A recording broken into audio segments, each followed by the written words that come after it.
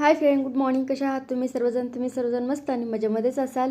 तर तुम्हा सर्वांचं माझ्या चॅनलवरती स्वागत आहे. तर तुम्हाला दिसत आहे आमच्या घरामध्ये पेस्ट कंट्रोल चाललेला आहे. आम्ही दिवाळीवरून इकडे पुण्याला आलो तेव्हा आमच्या घरामध्ये खूपच झुरळ झाले होते आणि त्याच्यामुळे आम्ही आल्यानंतर दुसऱ्या दिवशी पेस्ट कंट्रोल करायचं ठरवलं आणि बेडवरती वगैरे सर्व सामान असं खाया प्यायचं ठेवलेलं, बाकी सर्व तसंच होतं.